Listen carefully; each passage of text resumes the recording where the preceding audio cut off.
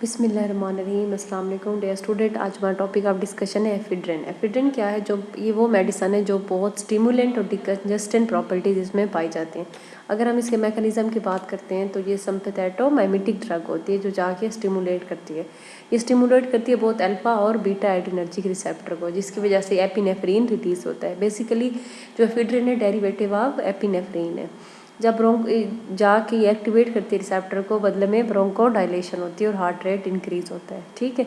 अगर हम इसके क्लिनिकल यूजेस की बात करते हैं तो नेज़ल कंजेशन में इसको यूज़ किया जाता है बिकॉज ये डिकंजेस्टेंट है, और ये जाके कंस्ट्रिक्ट करती है ब्लड वेसल को नेज़ल पैसेज में। एस्थमा और ब्रोंकाइटिस में भी इसको यूज़ किया जाता है। अगर हम इसकी डोजेज और एडमिनिस्ट्रेशन की बात करते हैं तो ये वेरियस फॉर्म में अवेलेबल होती है, जैसे oral tablet, nasal drop, injection वगैरह। अगर हम एडवर्स इफेक्ट की बात करते हैं तो इंक्रीज़ कर देती है हार्ट रेट को, ब्लड प्रेशर को, और रेस्टलेसनेस, इंसोमिया वगैरह होता है।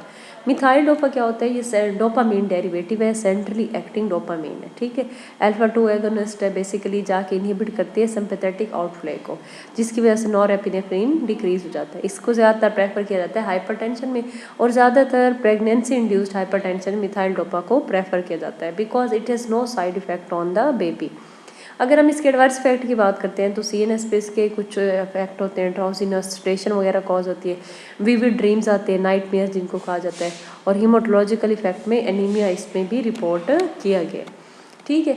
अगर हम बीटा ब्लॉकर की बात करते हैं, बीटा ब्लॉकर हमारे पास वो मेडिकेशन है जो जाके इफेक्ट एड्रीनालिन के इफेक्ट को ब्लॉक करते हैं। ठीक है। अगर हम इनकी क्लासिफिकेशन की बात करते हैं तो दो तरह क्लासिफिकेशन होती है, नॉन सेलेक्टिव और सेलेक्टिव। नॉन सेलेक्टिव में क्या है?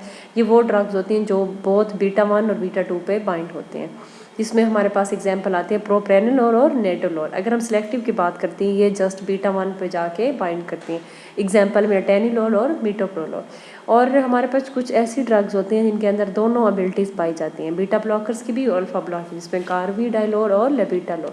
अगर हम इनके मैकेनिज्म की बात करते हैं, ये क्या करती हैं? प्राइमरली एक्ट करती हैं बीटा एड्रेनर्जिक रिसेप्टर पे और उसके फंक्शन को इनहिबिट करती हैं। ठीक है। ज़्यादातर ये हार्ट में और टिश्यूज़ में पाए जाते हैं। डिक्रीज हार्ट रेट करती हैं, जाके डिक्रीज कॉन्ट्रैक्टिलिटी को भी कम कर देते हैं, वेजोडाइलेशन में भी इन्वॉल्व होते हैं।